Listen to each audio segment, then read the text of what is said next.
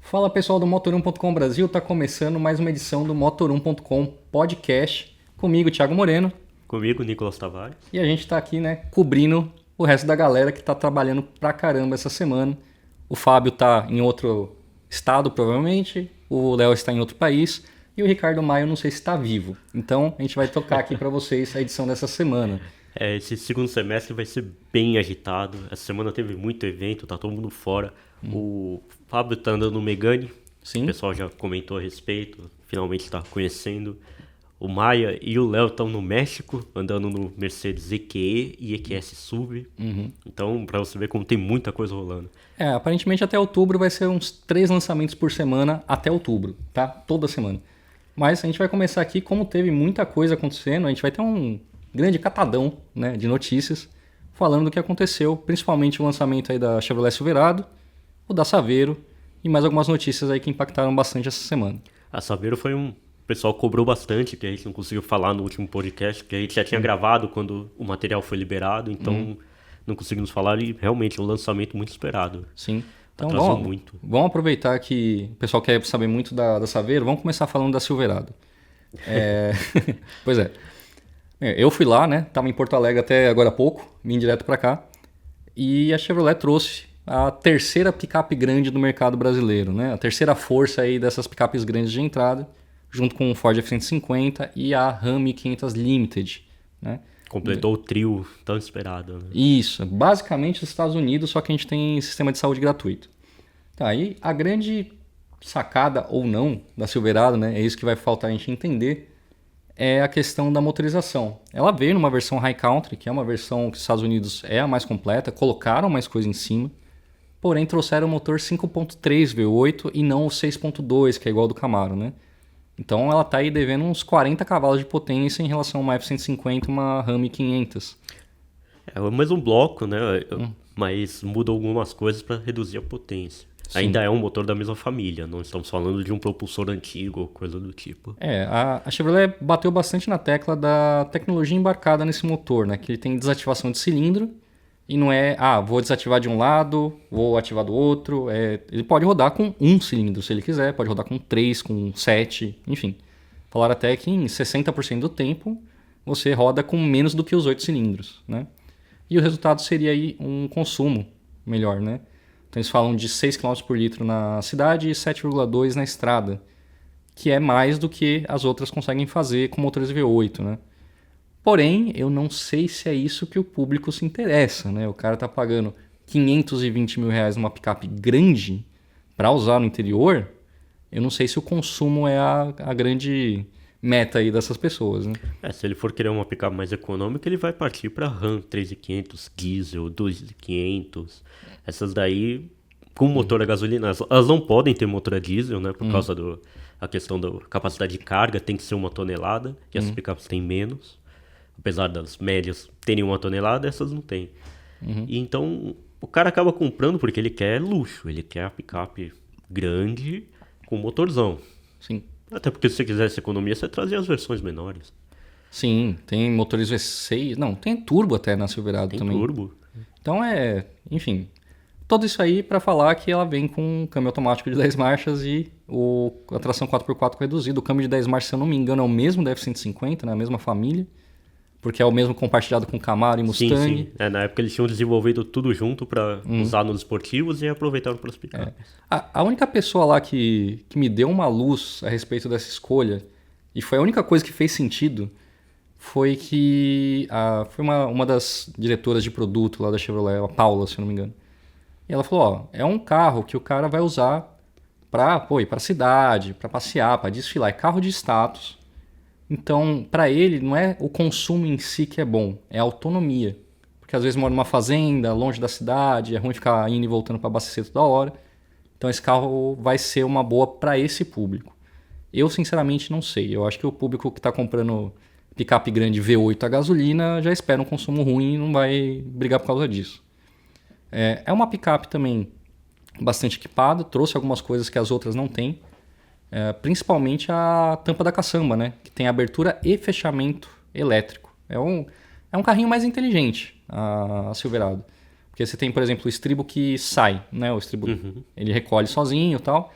E você dá um chutinho na quina dele lá, ele vai pro lado e te acessa a caçamba, né? Então você tem ele na posição para ir para a cabine, você dá um tapinha, ele vai um pouquinho para trás, você sobe na caçamba também com ele. E o degrauzinho no para-choque embutido já para você subir. Esse sem sensor para Não, descer. não, esse é... Você desce Eu manualmente. acho que assim, é a melhor solução possível para isso, né? A RAM tem um degrau que você chuta também para fora para abrir o degrau. A F-150 tem uma outra solução, mas a Silverado tem um buraco no para-choque que você só enfia o pé e vai. Isso aí nunca vai quebrar. Questão de equipamento da Silverado. Também veio bem equipada de tecnologia, né? Tem o OnStar, tem o Wi-Fi nativo, faz atualização remota. Ele também tem assistente de manutenção de faixa, né? Que, no caso, ele vibra o seu bumbum para te avisar que você está comendo faixa. A frenagem autônoma também, né? Que são equipamentos que estão entrando na moda também para picape, né? Picape era carro de trabalho, carro bruto, não sei o que. Agora está começando a aparecer essas coisas também. Até porque o custo, você não vai colocar essa picape na terra para carregar eu um monte de acho coisa. bem difícil. É mais fácil você comprar uma S10 barata e usar só para O isso. cara tá gastando meia milha nisso aí, vai comprar 2 S10 para deixar na fazenda e tá certo. Eu só não sei quanto à estratégia, né? Todas as outras trouxeram mais versões. A RAM, você tem várias versões dela. A F-150 são 2 versões. E a Chevrolet trouxe só a High-Country e a 520. Só na versão mais completa, sem opcional, e tá ali. Eles acertaram nesse momento? Sim, tinha muita gente esperando. Tanto que vendeu as 500 unidades em 1h30. 1h30. Desapareceu. Se você quer, vai comprar ano que vem. E olhe lá. Apesar de não ser a mais potente, apesar de apelar por uma questão que talvez o público não esteja tão ligado, veio a 520 mil reais, em 1h30 vendeu as 500 unidades do primeiro lote e assim a Chevrolet enfiou 260 milhões de reais no meio do cofre deles porque, né, faturou tudo isso rapidinho. Falaram que já tem uma fila de espera para o segundo lote, mas provavelmente já vai chegar vendido também. Então, eu não duvido. Gostando ou não, eles venderam, né? É que aí entra os fãs da marca, né? O cara que tem dinheiro, gosta da Chevrolet, sempre quis a Silverado, de repente ele até comprou a geração anterior por importação independente, porque a gente sabe que tem. Assim como a F-150 teve gente fazendo isso, a Ram. Tundra. A Tundra, Toyota vacila de não trazer, não dá sinais de que vai trazer, mas tem a Tundra rodando. Mas a Tundra vai sair de linha dos Estados Unidos também, né? Não, não é a Titan. A Nissan Titan vai sair de linha, mas a Tundra tá lá. Poderia trazer também, mas eu acho que a Toyota não vai chegar nesse ponto. Mas aí agora é ver se a Chevrolet vai tentar trazer umas versões mais acessíveis, pra tentar fazer o que a Ram tá fazendo com a 1500. Até não estou pensando na Ram Classic. Estou pensando realmente na 1500 tem 2 versões atualmente. É a Limited e a Rebel. Então, já é uma oferta mais interessante. Já é o dobro de versões que a Já é o dobro de versões. E você consegue atender o público mais rapidamente, ao invés de trazer só uma. Ainda mais com fila de espera. E você conseguiria ter um preço mais acessível, né? Porque a 150 é mais barata, a RAM é mais barata. Eu acho até, sinceramente, eu não acho que eles vão apostar, pelo menos não nesse futuro próximo, numa versão mais acessível. Primeiro, não precisa. E segundo, que é mais fácil trabalhar com uma versão única, ainda mais se tratando de importação, né? Então eu acho que, pelo feedback que eles tiveram de cliente, esgotou em 500 unidades em 1h30, a Chevrolet não precisa ficar, será que eu trago uma versão aí para dar mais volume? Não precisa. Então, vamos ver como é que ela vai se comportar daqui para frente, né? E continuando falando de picape, tivemos o outro lançamento na semana passada. Fica a interrogação, hein? Picape é o novo SUV? É a dúvida, hein? Olha, tem gente que defende que as picapes vão crescer ainda mais nos próximos anos. Exato. Eu não duvido. Mas vamos falar de uma que não cresceu. Que é a Volkswagen Saveiro. Saveiro, que há tanto tempo tá rodando camuflada e finalmente veio e, sinceramente, eu fiquei um pouco decepcionado. Ela não mudou tanto quanto poderia ou deveria. Afinal, é um modelo já com uma certa idade, você tem a estrada como uma nova geração e veio uma reestilização bem sutil. Até tinham projeções com para-choque diferente e tudo mais. Não veio nada disso. Não veio o câmbio automático.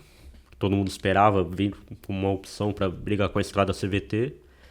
E nem o mesmo equipamento. Não ganhou nada demais. Eu acho que só a versão Extreme ganhou uma grafia nova no painel. Extreme no lugar da Cross, Isso, lembrando. exatamente.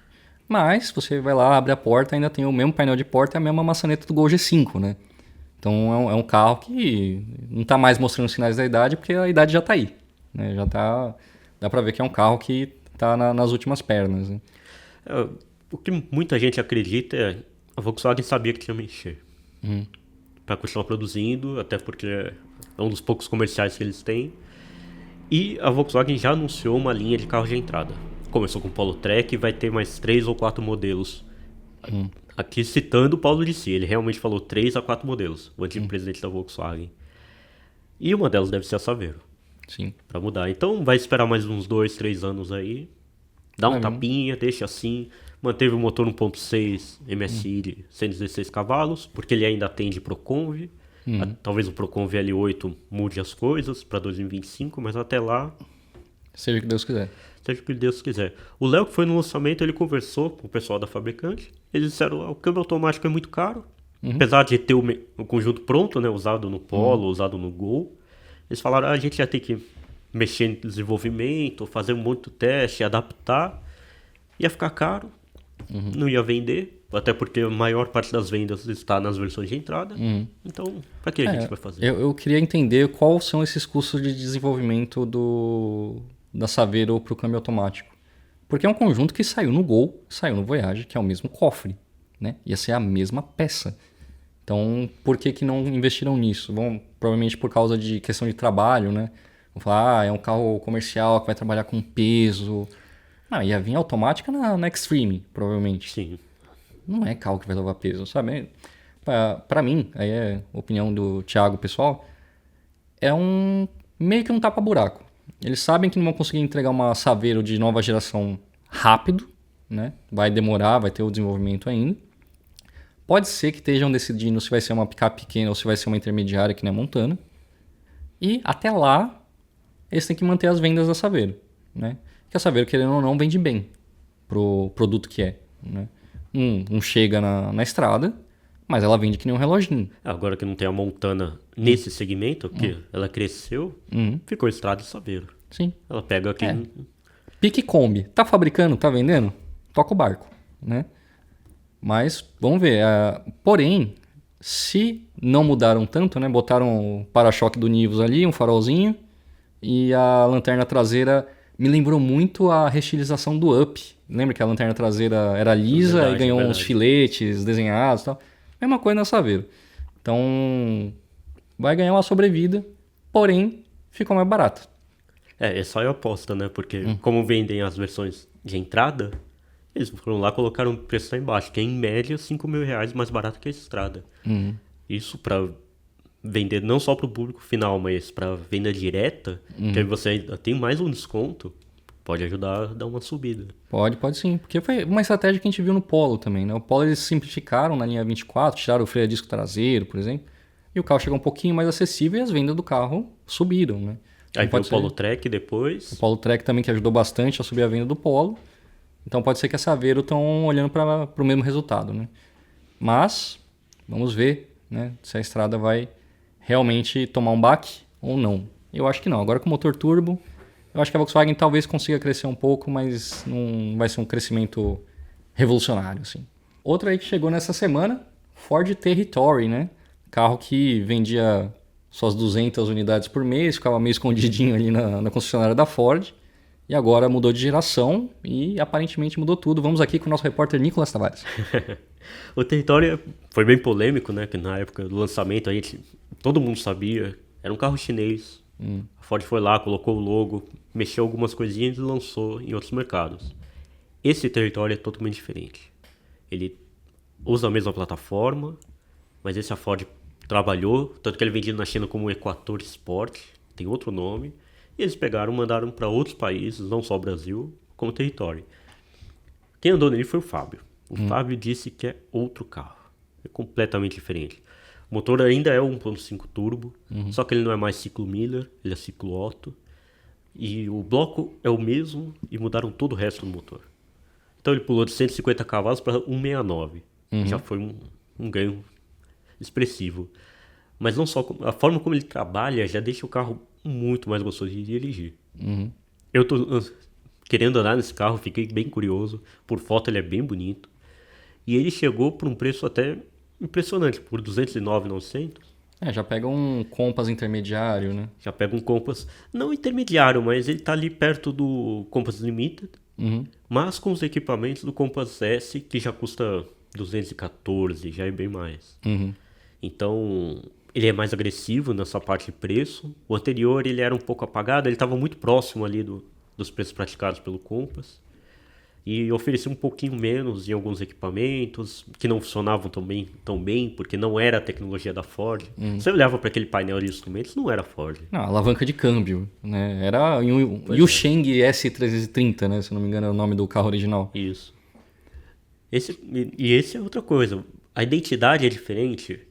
Mas é uma identidade que a Ford está usando em alguns carros já no exterior, principalmente na China. Você tem aquele sucessor do Fusion, o Evos, com essa identidade de design. Você tem uma reutilização do Edge também para a China, com esse design. Então é o que eles já estão trabalhando lá e levando para outros países. Esse carro já está sendo vendido aqui na América Latina. Na Argentina tem um motor 1.8, está vendendo no Chile também. Outros países da Ásia também receberam esse carro. Então já é um modelo mais global, já é mais interessante. Então, ele já passou a fazer um 0 a 100 na casa dos 10 segundos, pelo menos, né? Não era 15, né? E também ajudado pela transmissão nova. Foi embora aquele CVT, né? Foi de livre mercado, de comes e bebes. E agora entrou um dupla embreagem de 7 marchas banhado a óleo. Que não é da Getrag. Vamos deixar claro, não é da Getrag, que era o que dava problema. O Power Shift é outro fornecedor. Então dá para fugir um pouco do trauma do Power Shift. Então, inclusive o consumo melhorou, né? Foi para casa de uns 9 alto na cidade, mais de 11 na estrada, né? Para um carro daquele tamanho, né? Lembra que ele cresceu, né? Não é só linha, né? Ele ficou maior também. Então, quem andou, gostou, falou, meu Deus do céu, é outro carro. Não sei nem porque chama Territory, porque não é a mesma coisa, né? Então... Eles quiseram dar uma continuidade pro nome, né? Porque o Territory, apesar de ter vendido pouco, ele foi importante para a Ford porque foi o carro novo na transição deles sem a fábrica. Era de fabricante para importadora. Né? Que eles tinham de acessível, o Territory e a Ranger nas versões mais baratas. Então eles precisavam de um modelo para colocar na concessionária nessa época. Então quando a gente conversa com o pessoal da Ford, eles falam, não, o Territory serviu para o momento. É como pensar na Chevrolet com o Agile na época que eles estavam quase falindo. Sim. Foi o modelo que permitiu eles continuarem trabalhando. Depois, resolveu tudo, veio modelos melhores. Sim. Se não tivesse o Agile, a gente não teria o Onix em 2012, por exemplo. Eu acho que não teria a Chevrolet, considerando que, menos o que dizem nos bastidores, o lucro aqui do Brasil ajudou a segurar a Chevrolet até que ela conseguisse os empréstimos do governo, toda a ajuda lá nos Estados Unidos.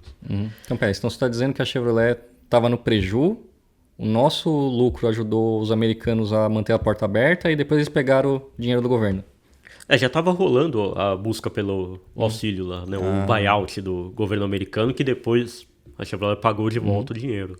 Mas a própria marca admite, o Agile ajudou a manter a operação nacional aqui no Brasil, né? Então só tem Silverado por causa do Agile. É isso aí, ó. E é interessante ver agora o que eles vão fazer com o Territory, né? Porque ele cumpriu esse papel anos atrás. Só que agora você tem Bronco Sport, você tem o segmento com preço muito mais acima, com muito mais concorrentes. Naquela época você tinha Equinox e Compass. Você tinha o Tiguan mais ou menos, agora você tem Taos, você tem Corolla Cross. Já tem um monte de gente entrando nessa área. Você tem até novatos, Aval H6.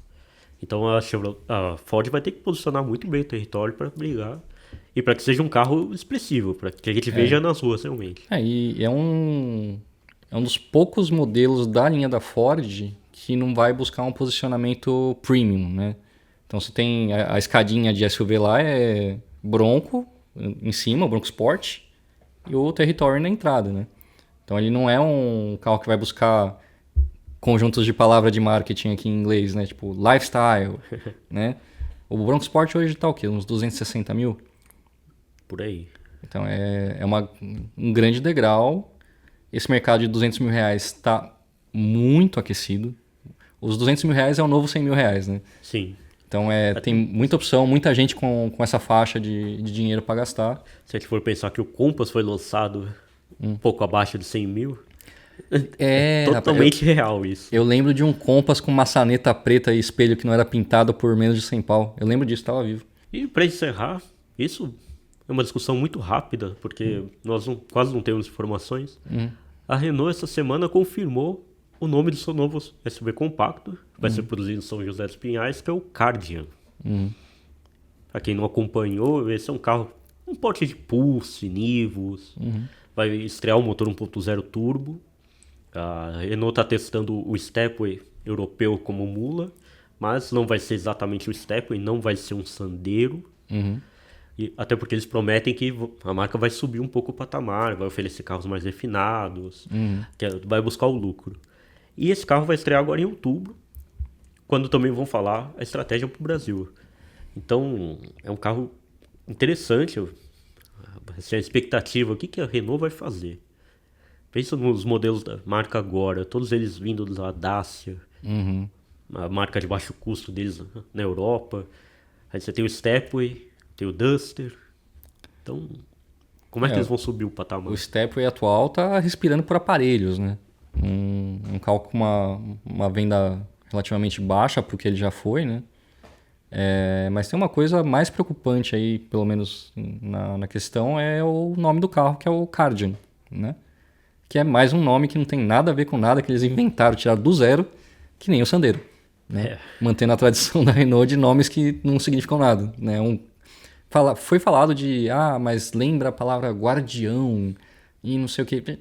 Kardian, né? A primeira vez que eu li eu achei que era Kardashian, né? Mas tá vindo aí um novo Renault pro Brasil para brigar com o Pulse. É um segmento relativamente novo, né? Ele é novo ao mesmo tempo que é antigo. Ele pegou o resquício de CrossFox e Sandero Stepway, né, no meu CrossFox. Um pouquinho de EcoSport. Um pouquinho de EcoSport. Porque os SUVs com cara de SUVs ficaram os olhos da cara, sobrou esse buraco.